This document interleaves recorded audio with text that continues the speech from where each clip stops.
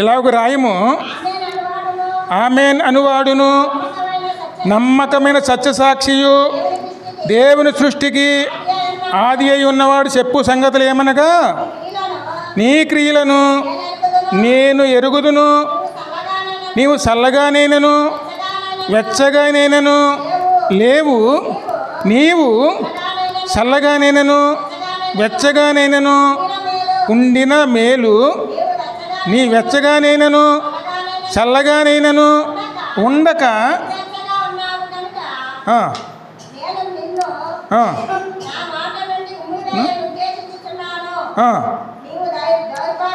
నీవు దౌర్భాగ్యుడువును దిక్కుమాలిన వాడువును దరిద్రుడువును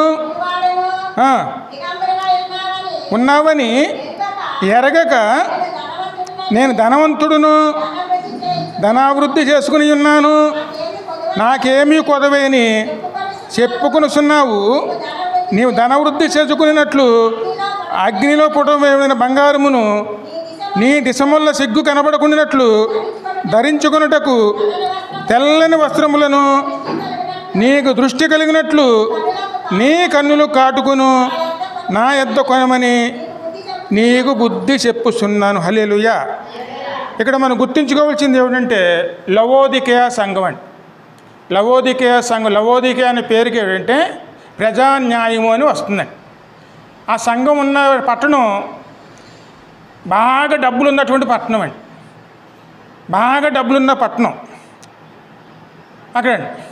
ఏ కొరత లేదు, మిక్కిలి సమృద్ధి. వాళ్ళు చేసే వ్యాపారం అంటే ఉన్ని వ్యాపారం చేస్తారండి. బాగా ధనవంతులు ఉన్ని వ్యాపారం చేస్తారు. ఒకసారి ఆ పట్టణంలోనూ పెద్ద భూకంపం వచ్చిందండి. ఆ భూకంపంలో కూడా పూర్తిగా నిర్మూలం అయిపోయింది. అయిపోయిన పరిస్థితుల్లో కూడా వాళ్ళు తిరిగి కట్టుకోగలిగారండి. ధనంలో కొలత లేదు, మంచి ధనవంతులు. వారి గురించి ప్రభు మాట్లాడుతున్నారు. అంటే లవోదికేయ అన్న పేరుకి ప్రజాన్యాయం అని అర్థం అండి. అదేవిధంగాను అక్కడికి ఒక 60 కిలోమీటర్ల దూరంలోనూ ఇంకో సంఘం ఉందండి. ఆ సంఘం పేరు ఫిలదెల్ఫియా అంటారు దాన్ని. ఆ సంఘం చిన్న సంఘం. ఆ సంఘం ఎప్పుడూ కూడాను ఉన్న కొద్ది శక్తే. ఎందుకంటే వాళ్ళకి ఆదరణ లేదు, వాళ్ళకి ఆదాయం ఏమి ఉండదండి. పేదవాళ్ళు ఎక్కువ. తమకు ఉన్నటువంటి కొద్ది శక్తిలోనే దేవుని ఎరగననక వారు దేవుని వాక్యంలో నమ్మకంగా ఉంటూ వచ్చారండి. వారి గురించి మీరు ఇదే అధ్యాయంలోనూ చూస్తే మీకు కనపడుతుంది. 8వ వచనం చదువమ్మా. నీ క్రియలు నేను ఎరుగుదును, నీకున్న శక్తి కొంచెమై ఉండినను నీవు నా వాక్యమును గైకొని నా నామమును ఎరగననలేదు. ఎందుకంటే ఆ వాక్యంలోనూ ఆర్థిక బలం లేదండి, జనబలం లేదండి. వారు చిన్న మందిగా ఉన్నారు, కానీ వారు శక్తి తక్కువే, పెద్ద బలవంతులేం కాదండి. అయినా సరే వారు దేవునిలోనూ బలంగా ఉన్నారండి. ఎందుకంటే వాక్యం ఎరగనలేదండి, వాక్యానుసారంగా ఉండేవాళ్ళు. శుతించేవారు శుతించేవారు, ఆరాధించేవారు ఆరాధించేవారు, దేవునిలో బలమైన స్థితిలో ఉన్నారండి. ఉన్నప్పుడు ప్రభు అంటున్నారు అన్నమాట, నీకున్న శక్తి కొంచెమైనా సరే నీవు నన్ను ఎరగనలేదు. చదువమ్మా. నీ క్రియలు నేను ఎరుగుదును, నీకున్న శక్తి కొంచెమై ఉన్నను నీవు నా వాక్యమును గైకొని నా నామమును ఎరగననలేదు. ఇదిగో తలుపు నీ ఎదుట తీసి ఉంచి ఉన్నాను. హల్లెలూయా. ఇప్పుడు ఈ ఫిలిప్పీ దేశానికి ఏం చెప్తున్నారు ఆయన? అమ్మ, నీ శక్తి కొద్దిగానే ఉంది, కానీ నీకున్న కొద్ది శక్తులనే నువ్వు నన్ను ఎరిగి ఉండి నా వాక్యానుసారంగా నీ జీవిస్తున్నావు. మరి నీకున్న బలం తక్కువైనా సరే వాక్యాన్ని ఎప్పుడూ కూడా అనుసరించి వస్తున్నావు. ఇదిగో నీ త్వరలో వస్తున్నాను, నీ క్రియలు నాకు తెలుసు, నీ త్వరలో వస్తున్నాను, నీకోసం నీ తలుపు తీసి ఉంచుతాను. ఆ తలుపు తీసిన వారు మళ్ళీ అతను వేరే వాళ్ళు వేయటానికి రాదండి, దాన్ని మూసివేయటం అనేది రాదండి. ఆ తలుపు ఏ తలుపు అంటే పరలోకపు తలుపు అండి. ఎందుకంటే ఇక్కడ మనం సంగతి గుర్తుంచుకోవాలండి. ఈ 7 సంఘాల్లో కూడా ప్రభు సంచరించారండి. పైనున్న 5 సంఘాలు కూడాను ఆయన గతించిపోయినాయండి. అవి అయిపోయినాయి. ఈ 2 సంఘాలను ఇప్పుడు జరుగుతున్నాయండి. ఇప్పుడు ఈ 2 సంఘాలు మన కాలంలోనే ఉన్నాయండి. ఈ 2 జరుగుతున్నాయండి. ఉంటే ఎత్తబడిన దాంట్లో ఉంటారు, లేకపోతే విడవబడిన దాంట్లో ఉంటారండి. ఉంటే ఎత్తబడిన దాంట్లోనే ఉండాలి, లేకపోతే విడవబడిన సంఘంలోనే ఉండాలి. అందుకే ప్రభు హెచ్చరిస్తున్నారు అన్నమాట. మరి ఈ మాటలు ఎవరు చెప్తున్నారు? అమ్మా, ఆమేన్ అనువాడును నమ్మకమైన సత్యసాక్షియు దేవుని సృష్టికి ఆది అయి ఉన్నవాడు చెప్పుచున్న సంగతులేమనగా. మొట్టమొదటి మనం తెలుసుకోవాల్సింది ఏంటంటే ఆమేన్ అన్న మాటకు అర్థం ఏమిటి? ఆమేన్ అంటే ఏమిటి అమ్మా? ఆ మాట గురించి మనం తెలుసుకోవాలంటే పాత యెషయా గ్రంథం 65:16 చూడమ్మా.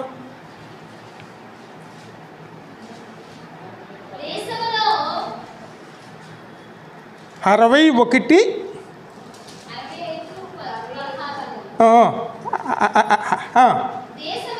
దేశములో నమ్మదగిన దేవుడు నన్ను ఆశీర్వదింపవలెనని కోరుకొనును. దేశములో అమ్మా ప్రమాణము చేయువాడు నమ్మదగిన దేవుని తోడని ప్రమాణము చేయను. ఎందుకంటే ఆమేనన్న మాటకి నమ్మదగిన వాడు అంటే అది ఒక నామం అండి. ఎందుకంటే యెహోవాకి ఉన్నటువంటి నామములలో అది ఒక నామం అండి. యెహోవా అంటే నమ్మదగిన వాడు. ఆయన మనకి ఖచ్చితంగా ఆ నమ్మదగిన వాడుగా మనల్ని అభయం ఇస్తున్నారండి. నా నామములు మీరు అడగండి, ఖచ్చితంగా నేను ఇస్తాను. ఆమేనన్న మాట అంటే యెహోవా నామాన్ని గుర్తు, నువ్వు నమ్మదగిన దేవుడువు.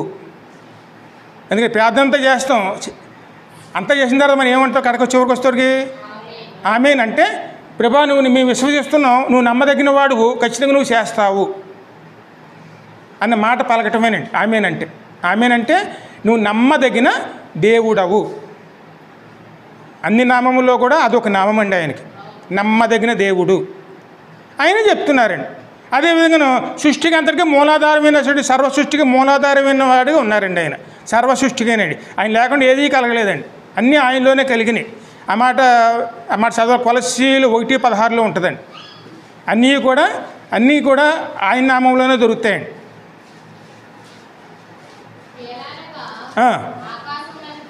ఆకాశంలో నీయు భూమినందుండియు అందుకే దృశ్యమైనవి కానీ అదృశ్యమైనవి కానీ సింహాసనములైనను ఏదైనాను సర్వమును ఆయన యందే సృజింపబడెను. ఎందుకంటే ఆయన ఎవరైనా సర్వ సృష్టికర్త అండి. ఆయన నోట్లోంచే మాట్లాడుతున్నారు అన్నమాట. ఆ సంఘంతో ఏమైనా మాట్లాడుతున్నారు? నువ్వు చల్లగానైనాను వెచ్చగానైనాను నువ్వు లేవు, నువ్వు చల్లగానైనాను ఉండినా మేలే, ఎచ్చగానైనాను మేలే, కానీ నులివెచ్చగా ఉంటే ఉమ్మి వేయబడుదువు. ఎందుకంటే చల్లగా అన్న మాటకి అర్థం ఏమిటి అమ్మా? దేవుని సువార్తని అంగీకరించరండి, దేవుని సువార్త పని చేయరు, దేవుని గురించి ప్రకటించరండి, దేవుని నామములు స్తుతించరు, దేవుని నామములు ఆరాధన చేయరండి, దేవుని వాక్యం జ్ఞానం చేయరు. వారు కేవలం పట్టినట్టుగా ఉండిపోతారండి. అదేవిధంగాను వెచ్చగా ఉండటం, వారు ఏం చేస్తారు? ఎక్కడ వెళ్ళినా దేవుని నామాన్ని ప్రకటిస్తారండి, దేవుని స్తుతిస్తారు, దేవుని ఆరాధిస్తారు, దేవుని గణపరుస్తారు. వారు ఎప్పుడూ కూడా దేవుని గణపరచడానికి ముందుంటారు. అది వెచ్చదనం. కానీ ఇక నులివెచ్చనిదనం అంటే ఏమిటి అమ్మా? ఇటు దేవుణ్ణి వదిలిపెట్టరు, అటు ఈ లోకాన్ని విడిచిపెట్టరండి. ఇది నులివెచ్చని స్థితి. ఈ స్థితి ఎలాగుంటుందంటే మా 2 తిమోతి రాసిన పత్రికలు ఉంటుంది చూడమ్మా, 3:5. పైకి భక్తి గల వారిమై ఉండి దాని శక్తిని ఆశ్రయించని వారి అయి ఉందురు. ఎందుకంటే ఇప్పుడు ఈ సంఘం ఎలాగ ఉందండి, పైకి చాలా భక్తి గలవారు, వారి పరిస్థితి ఎలాగుందంటే తమ స్థితిని ఘనపరుచుకోవటం అండి. ఈ వారం ఎవరైనా భోజనం పెట్టారనుకోండి, అంతకన్నా ఘనంగా పెట్టాలి మళ్ళీ వచ్చేవారు. కానీ వారి పెట్టినా వీరి పెట్టినా దేవుని ఘనత కోసం కాదండి, తమ స్థితిని కనపరుచుకోవటం కోసం. అక్కడ దేవుని మీద ఆధారపడరు, ఎందుకంటే తమకి కావాల్సిన ధనం ఉంది, తమ స్థితి. ఎందుకంటే ఎవరో కూడా ధనవంతుని హెచ్చరించాలంటే ఎవరో కూడా ముందుకు రారండి, ఎందుకంటే వారు చెప్పిన ఎనరు, ఆ స్థితి వాళ్ళది. ఇటు నిలువెచ్చని స్థితి, ఇటు దేవుని సువార్తని అంగీకరించరు, దేవుని పనిలోకి ముందుకు రారు. ప్రార్థన విషయంలో, ప్రార్థనలో కూడా కన్నీటి ప్రార్థన ఉండదండి. వాక్య జ్ఞానంలోనూ అక్కడ దేవుని అనుజ్ఞానం వారికి ఏమాత్రం తెలియదండి, వాక్యానుసారంగా ఏమాత్రం ఉండడానికి అవకాశం లేదండి. ఎందుకంటే వారి వాక్యం లోతులు ఎరిగి ఉండలేదండి, కేవలం వస్తున్నాం వెళుతున్నాం అంతవరకేనండి. ఇది వాళ్ళ పరిస్థితి.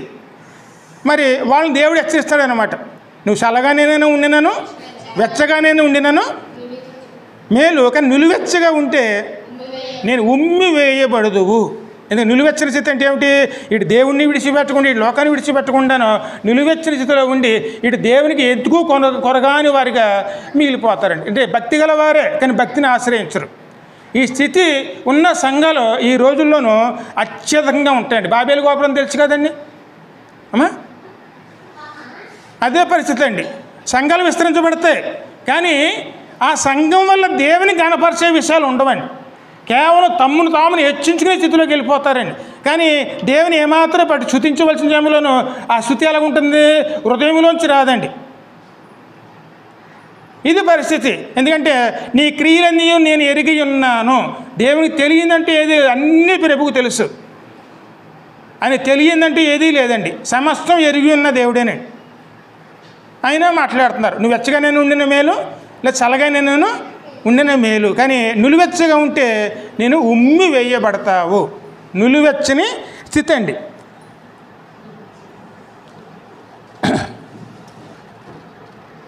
రోమీయులు 12:11 చదువుమా.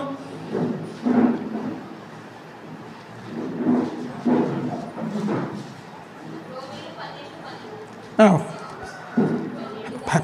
12:11 అమ్మా. అమ్మా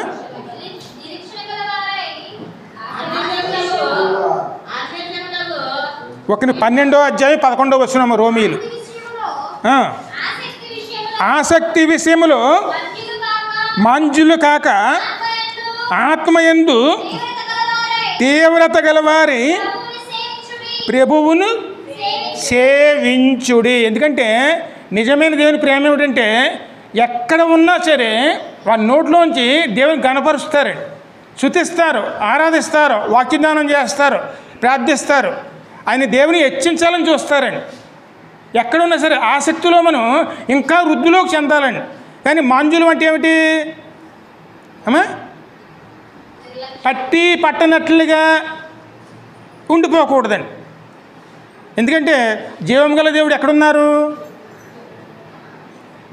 మన మధ్యనే ఉన్నారు, మనలోనే ఉన్నారు. మరి ఆయన మన పట్టి పట్టనట్టుగా ఉండిపోయామనుకోండి, అది ఆయనకి ఎలా కనపడుతుంది అమ్మా? ఎందుకంటే మనం హెచ్చించబడాలి దేవుని ద్వారానే. అవును, అంత మనకు ధనం కావాలి, కానీ ఆ ధనం వల్ల దేవునికి మహిమ రావాలండి. అబ్రహాము గొప్ప ధనవంతుని చేశాడు దేవుడు, ఆయన కొరత లేదండి. ఆ ధనం వల్ల ఆ దేవునికి ఏం తీసుకొచ్చాడు, ఆయన మహిమ తీసుకొచ్చాడు. ఏబు ఉన్నారు, అది ఏబు కూడాను ఆ దేశంలోనే గొప్ప ధనవంతుడు. కానీ ఆ ధనం వల్ల ఆయన ఖచ్చితంగా ఆయన ఏం తీసుకొచ్చాడు, ఆయన దేని మహిమ తీసుకొచ్చాడండి. దావీదు ఉన్నాడు, గొప్ప మహారాజు, తన స్థితిని బట్టి ఆ దేవుడిని ఏం చేశారు, ఆయన మహిమపరుచుకున్నాడు. అదేవిధంగా సొలొమోను మహారాజు. అదేవిధంగానండి దేవుడు హెచ్చిస్తాడు, ధనాన్ని ఇస్తాడు, కానీ ఆ ధనాన్ని మనం దేవుని కోసం వినియోగించుకునేవారునే ఉండాలి. ఇక్కడ మనం అనుభవించాలి, కానీ దానికన్నా ఎక్కువ ముఖ్యం దేవుని విషయంలో మనం దేవుని ఇంకాను గణపరిచేవారునే ఉండాలండి. ఎందుకంటే మన ధనవంతులు కావాలి, కానీ ఆ ధనవంతులకు ఎందుకు అవ్వాలి, మనం దేవుని గణపరచడం కోసమండి, దేవుని హెచ్చించుకోవడం కోసమండి. ఆ మాట మీరు లూకా సువార్త 12వ అధ్యాయం చూడమ్మా, 12:21.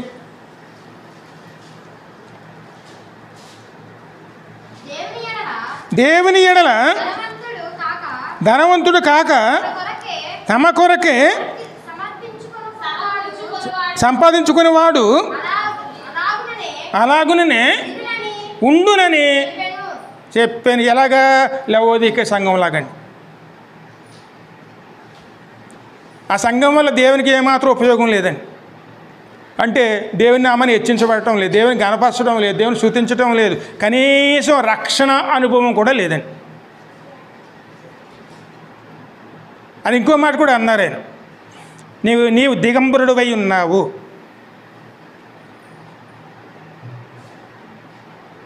ఎందుకంటే వాళ్ళు ఈ లోక వస్త్రాలను ధరించారు కానీ రక్షణ వస్త్రాలు ధరించలేదండి.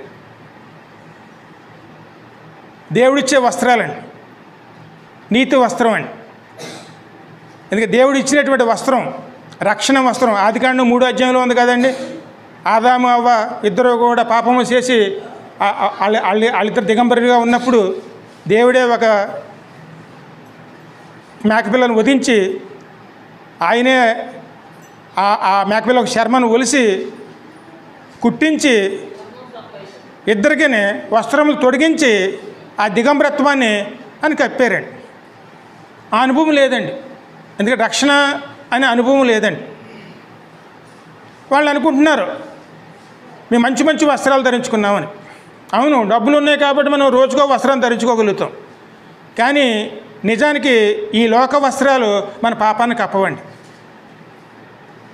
ఎందుకంటే మన పాపాలు ఏ వస్త్రం కప్పుతుంది? రక్షణ వస్త్రం అండి. కానీ వారు రక్షణ గురించి పట్టించుకోవట్లేదండి.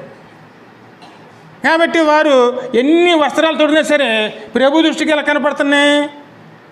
కేవలం దిగంబరులుగానండి, అంటే పాపంతో నిండిపోయిన వారిగా కనపడుతున్నారు. అందుకే ప్రభు చదువమ్మ అక్కడది 3వ అధ్యాయం మూలవాక్యంలో 3వ అధ్యాయంలో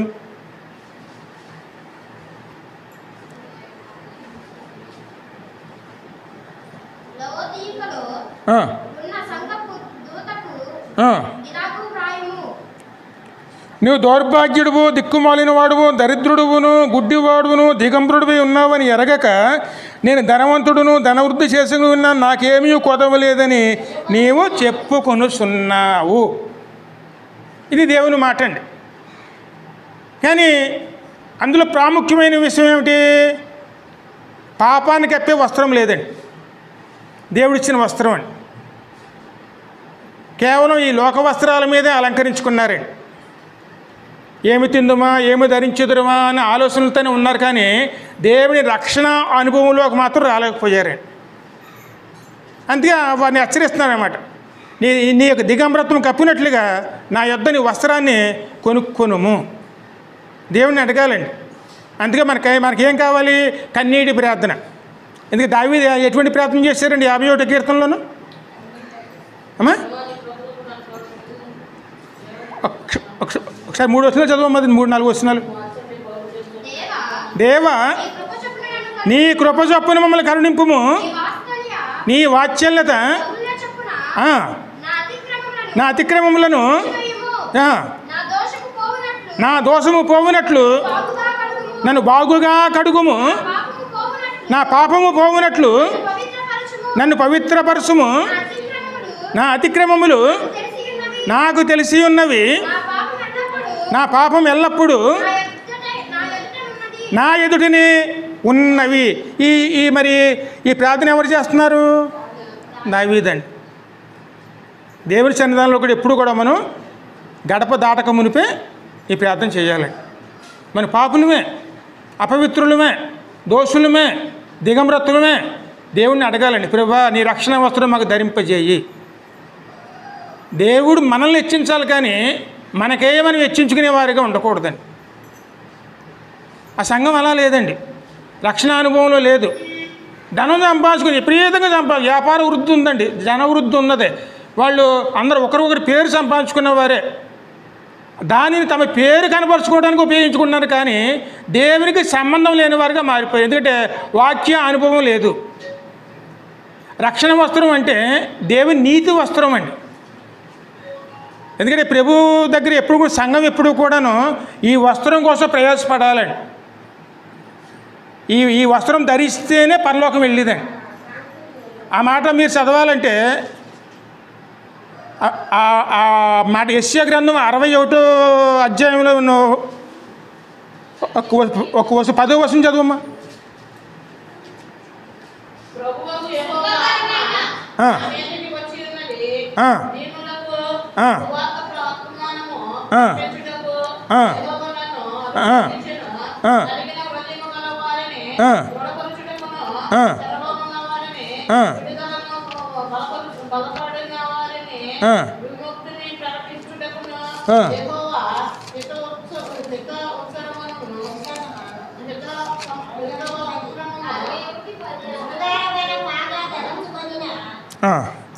ఒక నిమిషం నేను చదువుతానమ్మా. శృంగారపారమైన శృంగారపాగా ధరించుకుని పెళ్లి కుమారు రీతిగాను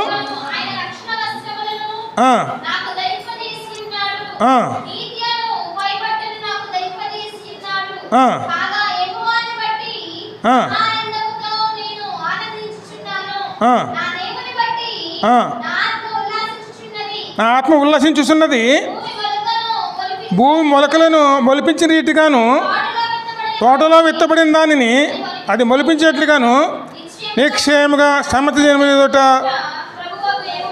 నీతి స్తోత్రములను ఉజ్జీవింపజేయును. ఇది సంఘానికి దేవుడు ఇవ్వాలండి, నీతి వస్త్రం అనండి. అదేవిధంగా ప్రతిష్టమైన ఆభరణములండి సంఘం ధరించుకోవాలి. పెళ్లి కుమార్తెగా మార్చబడాలండి. పెళ్లి కుమార్తెకి ఏమి ధరింపజేస్తారు అమ్మా? మంచి ఆభరణములను అదేవిధంగా వస్త్రములనండి. అందుకే ప్రభు మనం ఎలా చూస్తున్నారు? పెళ్లి కుమార్తెగానండి. సంఘము పెళ్లి కుమార్తెగా మారాలండి. ఎత్తబడే సంఘంలో ఉండాలి. ప్రభు ఎప్పుడు కూడా ఇస్తారండి, ఇవ్వటానికి ఆయన ఎప్పుడు సిద్ధంగానే ఉన్నారు. తీసుకునే విధంగా ఉండాలన్నారు. అందుకే ప్రభు ఏం చెప్తారు 10వ వచనంలోను, శృంగారపాగా ధరించుకుని పెళ్లి కుమారుని రీతిగాను ఆభరణములతో అలంకరించుకుని పెళ్లి కుమార్తె రీతిగాను ఆయన రక్షణ వస్త్రములను నాకు ధరింపజేసి ఉన్నాడు. నీతి అను పైబట్టను నాకు ధరింపజేసి ఉన్నాడు. కాగా యెహోవాను బట్టి మహానందముతో నేను ఆనందించుచున్నాను. హల్లెలూయా. ఇది రక్షణ అనుభవం అండి. ఇది మనం ధరించుకోవాలి. మరి అక్కడ ఆభరణములు అంటే ఏమిటి అమ్మా? ఇక నీతి ఆత్మఫలాలు ఏమున్నాయండి?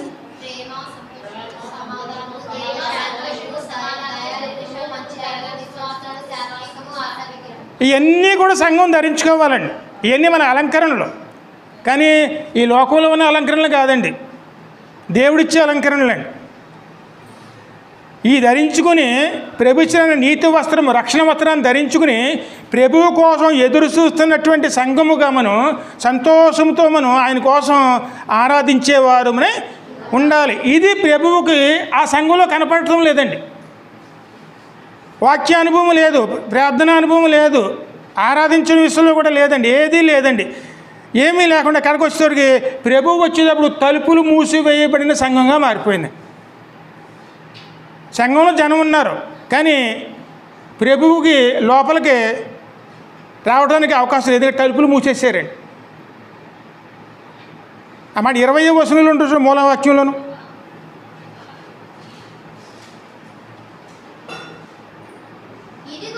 ఇదిగో నేను తలుపుని యొద్ద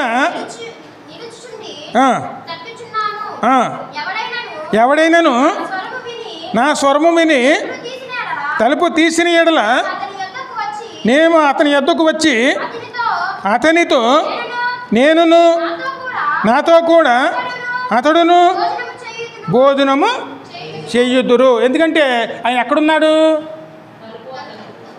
తలుపు బయట అండి. అది సంఘం ఎక్కడుంది అమ్మా? ఒకసారి పరిస్థితి చూడండి. సంఘం ఎక్కడున్నది? లోపల ఉన్నది. అది అది అది ప్రభు ఎక్కడున్నారు? సంఘం లోపల లేరండి, తలుపు బయట. ఆయన బయట ఉన్నప్పుడు సంఘం ఏం చేసింది అమ్మా? అంటే మన తలుపు తీస్తేనే ప్రభు రావాలా? ఒకసారి ఆలోచించండి.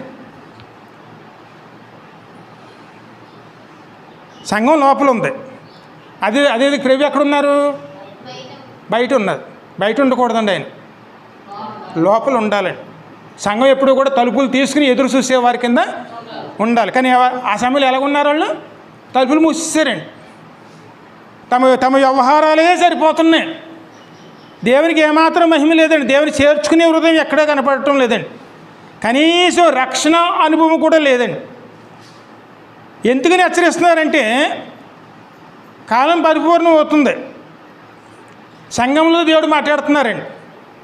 గతించిపోయిన కాలంలో 5 సంఘములు అవన్నీ కాలం పూర్తి అయిపోయింది. ఇప్పుడు ఈ రోజుల్లోనూ అక్కడ ఉన్న సంఘ ఫిలిప్పీ సంఘమును, అదేవిధంగానే ఈ యొక్క లవోదికీయ సంఘము కాలంలో మనం ఉన్నామండి. ఇప్పుడు ప్రభువును చేర్చుకుని ప్రభువును గణపరిచే సంఘాలు కొన్ని ఉన్నాయి. ప్రభువు చేర్చుకోకుండా తమకు తాము వృద్ధి చేసుకునే సంఘాలు కొన్ని ఉన్నాయి. మరి ఈ సంఘాల్లో ఏ సంఘంలో మనం ఉండాలి అంటే మన ద్వారా దేవునికి ఏం కలగాలి? మహిమ ఘనత ప్రభావాలు కలగాలంటే మొట్టమొదటి మనం దేవుని ఎక్కువగా గణపరుచుకునేవారునే ఉండాలి. తలుపు ఎప్పుడు తెరిచి ఉండే విధంగా హృదయం అనే తలుపుని ప్రభువు కోసం మనం తెరిచి పెట్టుకునేవారునే ఉండాలండి. ఎందుకంటే ఎప్పుడు కూడా ప్రభుకి ఏం కావాలి? మన ద్వారాను ఘనత, మహిమ, ప్రభావాలండి. ఎందుకంటే దేవుడు మనల్ని హెచ్చిస్తాడండి. దేవుడు మనం హెచ్చిస్తున్నప్పుడు మన బాధ్యత కూడా బాగా పెరుగుతుందండి. ఆస్తి హెచ్చించాడు అనుకోండి, ఆస్తిలో మనల్ని బాగా దేవుడు దీవించాడు. ఆస్తి పెరిగే కొలతో మనం ఏం చేయాలి? దేవుని మహిమపరుచుకోవాలండి. కానీ అలా కాకుండా మనం ఆస్తిని బట్టి మనం ఏమాత్రం ఆస్తి మనం ఆ విషయంలో మనం వేరే విధంగా ఆలోచించామనుకోండి, అక్కడ దేవునికి స్థానం ఉండదండి. దేవుడు మళ్ళీ హెచ్చిస్తాడు, ఉన్నతమైన స్థానంలో పెడతాడండి. కానీ దేవుడు పెట్టినంతసేపు కూడా మనం జాగ్రత్తగా దాన్ని కాపాడుకుంటున్నవారునే ఆ మాట ద్వితీయోపదేశకాండం చూడమ్మా.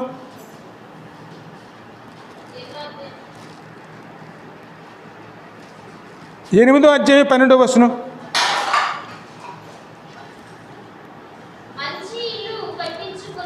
మంచి ఇల్లు కట్టించుకొని వాటిలో నివసింపగా నీ పశువులు నువ్వు గొర్రె మేకలను వృద్ధి అయి నీకు వెండి బంగారములు విస్తరించి నీ కలిగినదంతయు వర్ధిల్లినప్పుడు నీ మనసు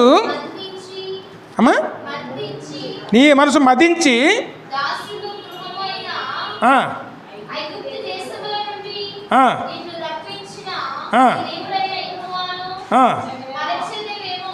ఎందుకంటే నీ మనసు మదించి ఆ రోజు ఐగుప్తులోంచి నీ తీసుకొచ్చినటువంటి ప్రభువుని నువ్వు మర్చిపోవేమో.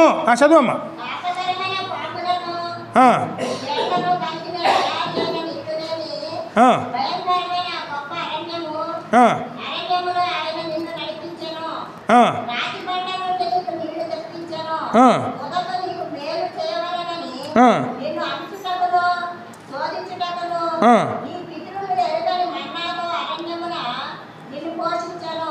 మరి ఇన్ని రకాలుగా దేవుణ్ణి నడిపించిన దేవుణ్ణి ఒకవేళ మర్చిపోతామేమో, జాగ్రత్త పడుము. ఎందుకంటే దేవుడు ఎవరిని కూడా తక్కువ చేయడండి, హెచ్చిస్తాడు. దేవుడు హెచ్చించినప్పుడు మనం నమ్మకంగా ఇంకనూ దేవునిలో మనం ఆయన గణపరుచుకునేవారమే ఉండాలి. అబ్రహాము దేవుడు హెచ్చించాడు. అబ్రహాం ఎలాగున్నారండి అమ్మా? అదేవిధంగాను ఇంకా అనేక మంది ఉన్నారు. దావీదు ఉన్నాడు. విశాలమైన స్థలం దేవుడు తీసుకొచ్చాడు. పాపం చేశాడు. కానీ పాపం చేసిన వెంటనే ఆయన ఏం చేశారండి? పశ్చాత్తాపడి 51వ కీర్తన రాశారండి. అది మన సంఘంలో ఉండాలండి. కన్నీటి ప్రార్థన, పాపం కోసం పరిహరించుకోవడం కోసం దేవుణ్ణి కాళ్ళు పట్టుకుని బతుమాలుకునేటువంటి ప్రార్థన సంఘంలో ఉండాలండి. దేవుడు మనల్ని హెచ్చిస్తాడు. ఆ స్థానం పొందుకున్న తర్వాత మనము ఏ స్థితిలోంచి వచ్చామన్న దాన్ని మర్చిపోయి ఆ స్థాయిని మన స్థాయిని మనం హెచ్చించుకునే వారిగా ఉంటే, దేవునికి బయట పెట్టి తలుపు వేసేసేవారిగా ఉంటే, ఆయన తలుపు తడుతున్నప్పుడు పట్టించుకోని వారిగా మనం ఉంటే, ఆ సంఘం ఖచ్చితంగాను ఉమ్మి వేయబడిన సంఘంగా మారిపోతుందండి. ఎందుకంటే మన చివరి రోజుల్లో వచ్చామండి. ఇప్పుడున్న సంఘము చాలా సంఘములు లవోదికే సంఘం లాగానే ఉంటాయి. అందుకే మనం దేవుని హెచ్చరికను ఏం చేసుకోవాలి? ఖచ్చితంగా మనం దాన్ని ఆలోచించుకుని చూసుకుని మనం సరి చేసుకోవడానికి ఉపయోగించుకునేవారునే ఉండాలండి. అదేవిధంగా అక్కడ ఉన్నట్టు పిలియపదే సంఘం చూడండి. పిలిదేపియ సంఘం శక్తి కొద్దిగానే ఉంది, కానీ వారు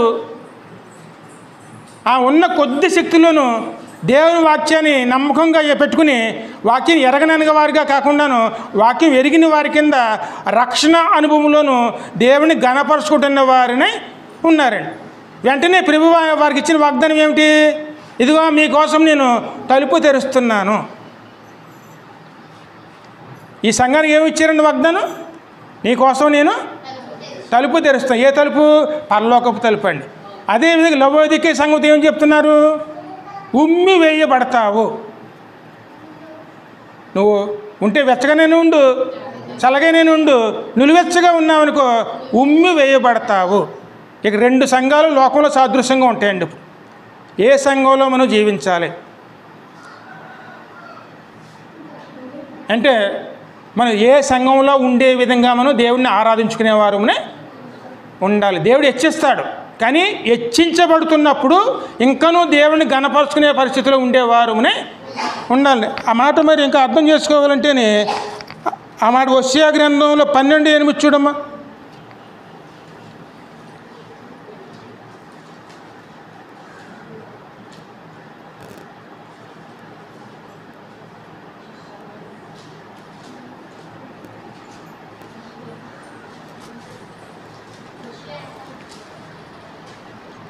పన్నెండు 8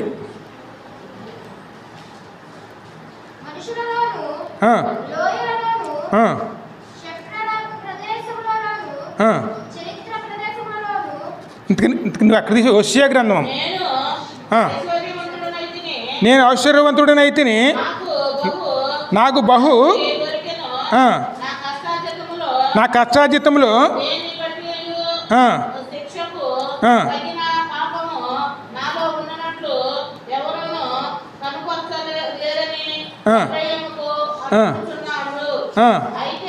అయితే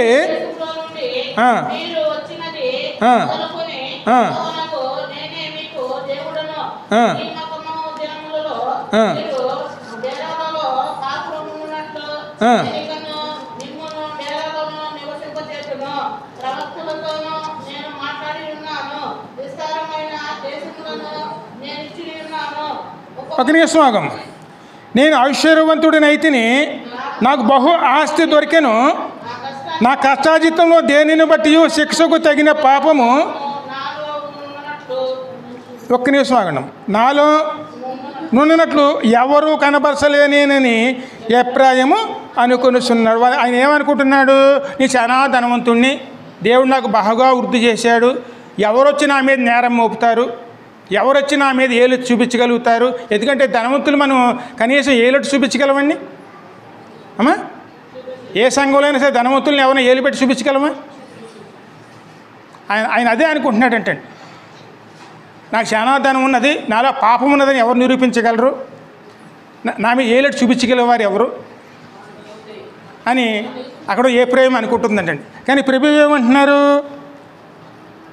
అయితే ఐగుప్తు దేశం నుంచి మీరు వచ్చినది మొదలుకొని యెహోవానగు నేనే మీకు దేవుడను, నియామక దినములో మీరు డేరాలలో కాపారు ఉండినట్లు నేను ఇకను మిమ్మల్ని డేరాల్లోనే నివసింపజేస్తును. నువ్వు ఏ స్థితిలో వచ్చావో నేను ఆ స్థితిలోనే పెడతాను. అందుకని వాళ్ళు వచ్చిన పరిస్థితి ఏమిటి? మొట్టమొదటి వచ్చినప్పుడు ఎలా ఉన్నారో డేరాల్లో ఉన్నారండి. మళ్ళీ డేరాల్లోనే పెడతాను. దేవుడు దయ తెలిసి ఒక ఉన్నతమైన స్థాయిలో దేవుడికి అంటే వాళ్ళ స్థితిని మార్చినప్పుడు, ఉన్నతమైన స్థానంలో పెట్టినప్పుడు వాళ్ళలో ఉన్న ఆలోచన ఎటువంటిదండి? నేను ధనవంతుణ్ణి, నాలో నేరం ఉన్నదని ఎవరు చూపించగలరు? నాలో పాపం ఉన్నదని ఎవరు చెప్పగలరు? అని వారు అనుకుంటుంటే ప్రభు అంటున్నాడు అనమాట, నువ్వు నా సన్నిధికి వచ్చినప్పుడు నేను నీకే దేవుణ్ణి, అదేవిధంగాను అప్పుడు నువ్వు ఉన్నప్పుడు నా దగ్గరికి వచ్చినప్పుడు నువ్వు ఏ స్థితిలో ఉన్న డేరాల్లో ఉన్నావు, ఇప్పుడు నేను అదే డేరాల్లోకి మళ్ళీ నేను పంపిస్తాను.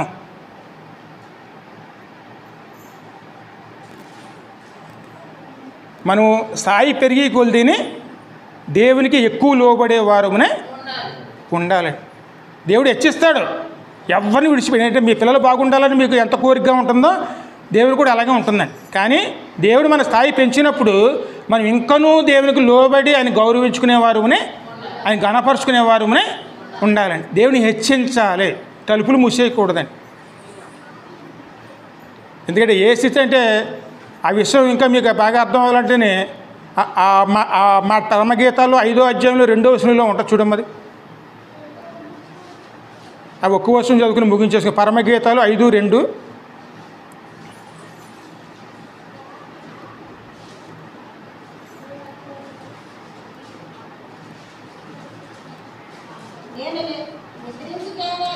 నేను నిద్రించితేనే కానీ నా మనసు మేలుకొనే ఉన్నది నా సహోదరి.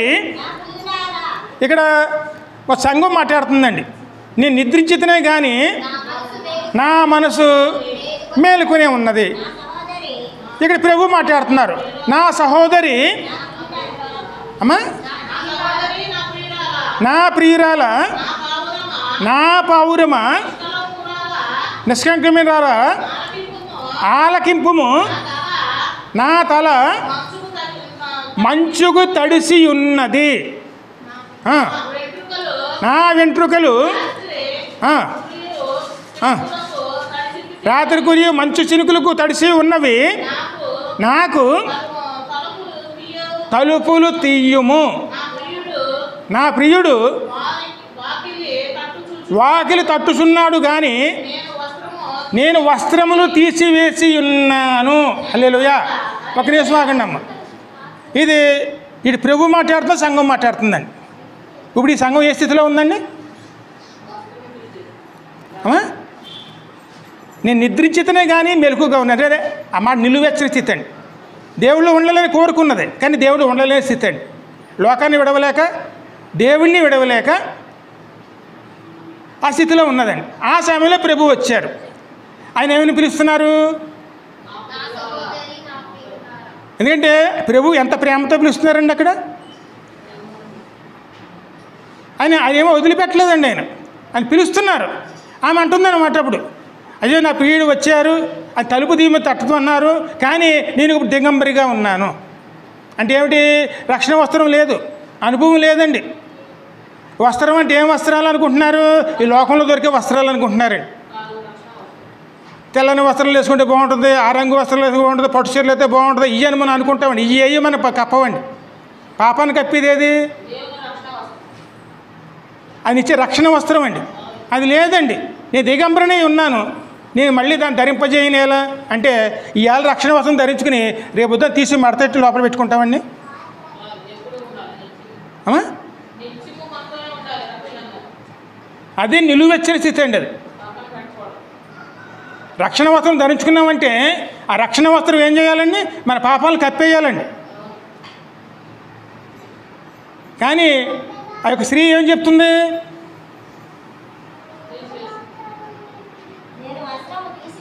తీసివేశాను, నేను మళ్ళా దాన్ని ధరింపనేలా? నా పాదాలు కడిగేసుకున్నాను, మళ్ళీ దాన్ని ఎలా మురికి చేయలేంటి? లోకంలో సువార్త ప్రకటించమంటే నేను ముందుగానే ప్రకటించాను, ఎందుకంటే నేను పరిశుద్ధపరచబడ్డాను. లోకంలో నేను ఎంత తిరగాలి? నీ లోకంలో తిరిగితే నా కాళ్ళకు మురికి అంటుకుంటాయి. సంఘం ప్రకటించడం లేదండి. కనీసం దేవుని వచనాలు, దేవుని వాక్యాలు ఏ సంఘం ప్రకటిస్తున్నారండి? ఆయన ఏమై ఉన్నారో అని ఒక్క మాట మనం లోకంలో చెప్పగలుగుతున్నామా? అయ్యా మీ లోకంలోకి వెళ్తే మురికి అంటుకుంటుందయ్యా, మేము మళ్ళీ దాన్ని ధరింపజేయాలా? ఇది పరిస్థితి అండి.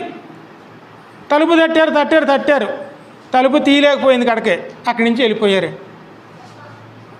అప్పుడు వచ్చి తలుపు తీస్తుందండి. కానీ ఉన్న సమయం ఏమైపోయిందండి? నీకు వెలుగు ఉండగానే వెలుగులో నడువుడి. ఆయన వచ్చి తలుపు తట్టారు. తలుపు తీయలేని సత్యం మనం ఉంటే ఆ తర్వాత తలుపు తీసినా సరే ప్రభు మనలో ఉండరండి. ఆ స్థితి లవోదికేయ సంఘంలో ఉన్నదండి. అందుకే ప్రభు చెప్తున్నారు అన్నమాట, ఎప్పుడు అలా ఉండటానికి అవకాశం ఉండకూడదు. ఎందుకంటే ఉమ్మి వేయబడే సంఘంగా మిగిలిపోతుంది. ఎందుకంటే ప్రభు వస్తారు, ఆయన వస్తారు, ఎత్తబడే సంఘాన్ని అది తీసుకుని వెళ్ళిపోతారు. ఎడవబడిన సంఘంగా మనం మిగిలిపోయామనుకోండి, ఈ లోక తిరస్కరణకి మనం గురి కావాల్సి వస్తుంది. లోక శ్రమలు, అదేవిధంగా రాబోయే 7 సంవత్సరాల శ్రమలు కూడా మనువు అనుభవించవలసిన పరిస్థితి వస్తుంది. అందుకే ఎప్పుడు కూడా మనం దేవుని హెచ్చరికలు ఎప్పుడు తీసుకుని ఎత్తబడే సంఘంలో ఉండటానికి మరి ప్రయాసపడేవారునే తలుపు తీయాలండి, తలుపు మూసుకోకూడదు. ఎందుకు మీ అందరి పాత హృదయం అనే తలుపుని వద్ద యేసునాథుండు సకల విధములుగా తట్టుసుండే. అన్ని విధాలుగా ప్రయత్నం చేస్తారండి. కానీ మనం ఈ లోకంలో పడిపోయి ప్రభు మాటలు పట్టించుకోలేకపోయామనుకోండి, కడకే మిగిలిపోయిన సంఘంలో మిగిలిపోయిన వారిగా మిగిలిపోతామండి. అదే దేవునికి దుఃఖకరమైన విషయం అండి. అందుకే మొదట ఏం చేయాలి, మనం దేవుడిని గణపరుచుకోవాలి, దేవుడిని ఆరాధించాలి, దేవుడిని స్తుతించాలి. దేవుడు ఏమై ఉన్నారు, ఆయన నమ్మకమైన సాక్షిని అన్నారు. ఆయన ఆమెన్ అనువాడు, నమ్మదగిన, ఆమెన్ అన్న మాటకి నమ్మదగిన వాడు అని అర్థం అండి. ఈ సృష్టికి మూలకర్తనే ఉన్నానన్నారు ఆయన, సర్వము ఆయనేనండి. అటువంటి ఆయన మనలోకి వస్తున్నప్పుడు తలుపు తీసుకుని ఆయన గణపరుచుకునేవారునే ఉండాలి. అది దేవుని కోరుకుంటున్నారండి. మన తలుపులు మూసేసుకున్నాం అనుకోండి, రేపొద్దున మనమే బాధపడి, ఎందుకంటే విడవబడిన వారిగా మిగిలిపోతే రేపొద్దున ఆయన వచ్చేటప్పటికి మన సిద్ధపాటుకి లేకపోతే మనం ఇక్కడ విడవబడతాం, ఎత్తబడే సంఘంలో వాళ్ళు వెళ్ళిపోతాం. శక్తి అవసరం లేదండి, ఎందుకంటే మన బలం అవసరం లేదు, శక్తి అవసరం. నీకున్న శక్తి కొద్ది అయి ఉన్నాను, నీవు నన్ను ఎరగననలేదు. కొద్ది శక్తే ఉందో మనకి. ఇత్తనం ఎంత ఉంటుంది, ఆవగింజ ఏదేనండి. ఆవగింజ ఎంత ఉంటుందండి, చిన్న గింజే. దాన్ని ఉపయోగించుకున్నామనుకోండి, మహావృక్షములాగా ప్రభు దాన్ని ఆశీర్విస్తారండి. అప్పుడు మనం దేవుల్లో మనం నమ్మకమైన వారుగా నిలవగలిగిన వారు. ఎందుకంటే ఆ స్థితిలో మనం వెళ్ళామనుకోండి, తలుపులు తీసేది ప్రభువేనండి. ఖచ్చితంగా మన కోసం ఆయన ఏం చేస్తారైనా, నేను తలుపులు తీసేదను, నేను తీసిన దానిని ఎవడనూ వెయ్యనేరడు. ఆ సంఘం కోసం ప్రభువు వచ్చి ఆ పరలోక తలుపుల్ని ఆయనే తీసారండి. అందుకే మనం సిద్ధపాటు కలిగి ఉన్నవారునే ఉండే. ప్రభా మీలో మేము నిలుస్తాము. మొట్టమొదట కన్నీటి ప్రార్థన, మన స్థితిని ప్రభు దగ్గర తీసుకురావాలండి. ప్రభా మా పరిస్థితి ఇది, ఈ స్థితిలో మేము ఉన్నాం, ఈ ఇస్సోపుతో మమ్మల్ని కడగండి.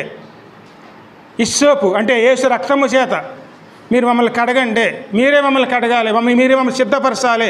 మా వస్త్రములు లేము వారు, మనం కేవలం దిగంబరులము, నీ నీతి వస్త్రాలు మాకు కప్పండి, నీ శరీరం అనేటువంటి వస్త్రం ద్వారా మమ్మల్ని కప్పండి, మీరు మమ్మల్ని సిద్ధపరచండి.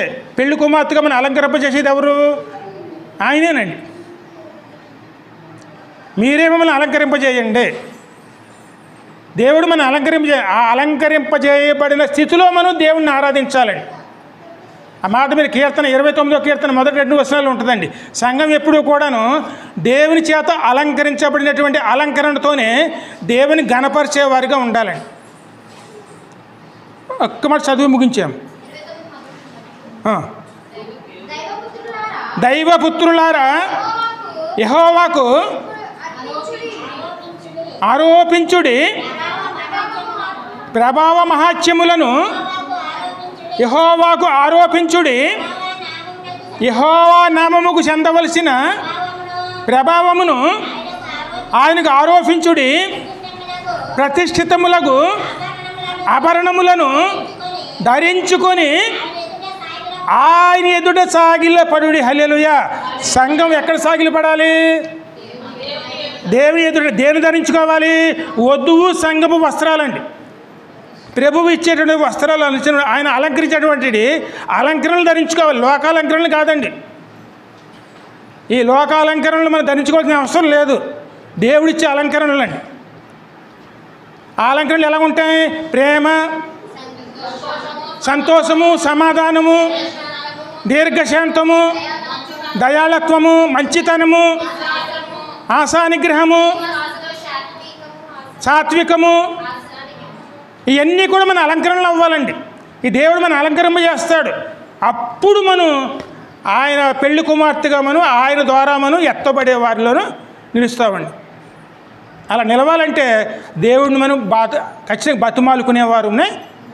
దావీదు అలాగా బతిమాలాడు, అయ్యా నేను పాపిని, నువ్వు నన్ను కడగండి, ఇస్సోపుతో నన్ను కడుగుము, హిమము వలె నన్ను తెల్లగా మార్చుము. కన్నీటి ప్రార్థన మనం మర్చిపోకూడదండి. రోజులు కొద్దిగానే ఉన్నాయి, ఎక్కువేం లేవండి. వచ్చేది ప్రభు వచ్చే రోజులు దగ్గరికి వచ్చేసినాయి. ఆయన వచ్చేటప్పుడు మనం ఎలా ఉండాలి? సిద్ధపాటు కలిగి ఉండాలండి. ఎవరిని విడిచిపెట్టిపోయారు అనుకోండి, మీ పిల్లలు ఉన్నారు, మీ పిల్లలు ఇద్దరిని విడిచిపెట్టి ఊరు వెళ్ళిపోతారండి. అమ్మా, వాళ్ళని సిద్ధపరిచేది ఎవరు? మీరే సిద్ధపరుస్తారండి. అందుకే ఒకరికొకరు సహాయం చేసుకుంటూ సిద్ధపాటు ఉండి దేవుని కోసం ఎదురు చూసేవారు ఉండాలి. అది మనకున్న శక్తి బలం తక్కువే, కానీ ఎవరి మీద ఆధారపడాలి? దేవుడు. అందుకే మనం బలపరచడం కోసమే ఆయన శరీరాన్ని, ఆయన రక్తాన్ని ఇస్తున్నారండి. ఆయనలో నిలిచి ఉన్నామనుకోండి, ఖచ్చితంగా దేవుడు తానే మనకి జీవాహారంగా మారి మనల్ని నడిపించేవారుగా ఉంటారు. అమ్మా, చిన్న ప్రార్థన చేసుకుందాం వాక్యాన్ని బట్టి. కృపా